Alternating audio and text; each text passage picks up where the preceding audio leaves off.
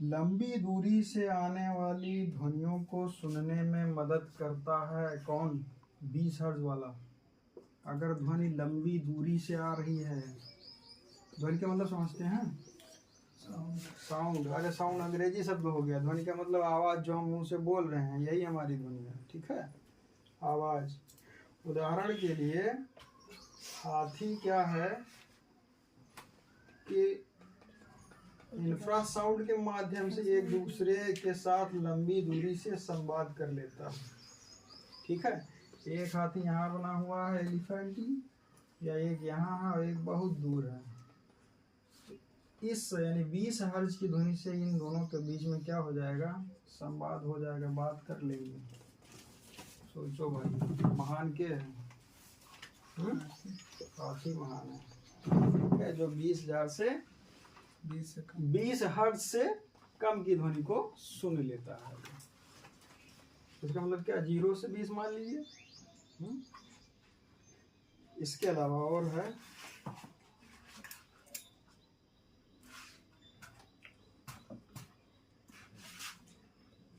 अब ये जितने भी जानवर हैं, ठीक है, ज्वालामुखी या भूकंप, ज्वालामुखी या भूकंप। अब यार ये ज्वालामुखी और भूकंप कहाँ का है? भूगोल का है। सवाल कहाँ का है? भूगोल का। अगर आने वाला है तो ये तीन के तीनों जानवर ये सब क्या बहुत ही आसानी से समझ जाएंगे केवल ध्वनि से, और सुरक्षित स्थानों पर चले जाते हैं। कौन?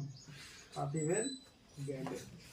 यानी हमको इनसे पहले पता चल जाता है कि ज्वालामुखी और भूकंप आने वाला है। ठीक है, ये एक सवाल क्यों हुआ भाई? अब और एक सवाल में कितने बने? क्वेश्चन नोट करो।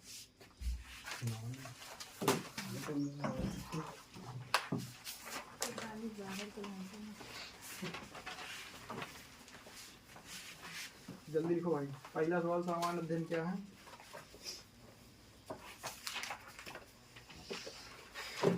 पहला क्वेश्चन, सामान्य अध्ययन क्या है?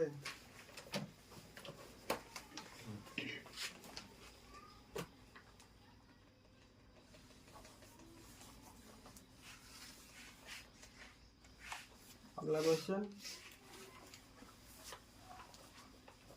20 हर्ट्ज से कम की ध्वनि को कौन सुनता है?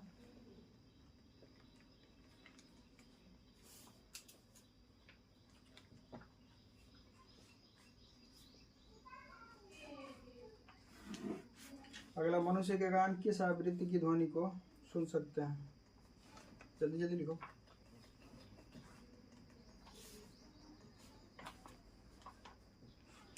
अगला, 20,000 हर्ट्ज से अधिक की ध्वनि को कौन सुनता है?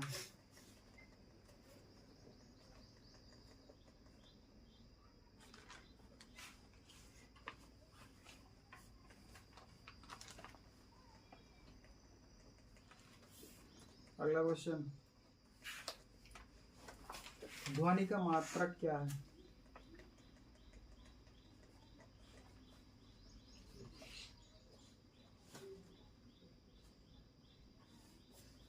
ध्वनि का मात्रक क्या है?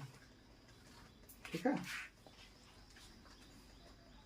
तो जीएस या सामान्य अध्ययन, ज्वालामुखी, भूकंप विषय है किसके? टॉपिक किसके हैं? भूगोल के हैं। इसके अलावा ध्वनि किससे संबंधित है?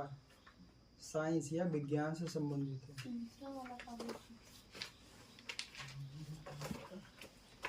तीसरा वाला, ये भी फिर क्वेश्चन बताओ। तीसरा वाला। अच्छा, हाँ, मनुष्य के कान किस आवृत्ति तक की ध्वनि को सुन सकते हैं? तो 20 हर्ट्ज से 20,000।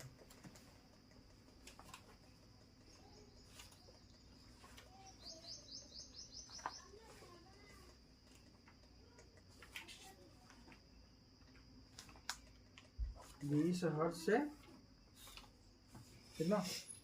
20,000 हर्ट्ज तक की ध्वनि को मनुष्य सुन सकता है। तो जीएस जो बना या सामान्य अध्ययन बना, क्या बना? खिचड़ी बन गया, घमंजा बन गया। ठीक, और जून का महीना है क्वेश्चन नंबर 2 पे आ जाइए। और इसी जून के महीने में हम इनका नाम जो है नहीं रख रहे हैं, दिक्कत हो जाएगी नाम रखने में। और इन्होंने क्या किया है, इनके शरीर के अंदर एक समस्या पैदा हो गई। कौन सी समस्या हो गई? निर्जलीकरण। निर्जलीकरण। भाई निर्जलीकरण क्या है?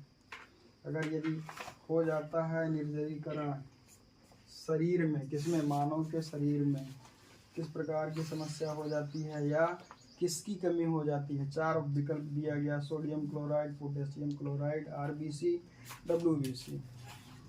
अब इसी 4 विकल्प में सोडियम और पोटेशियम विषय टॉपिक किसके हो गए?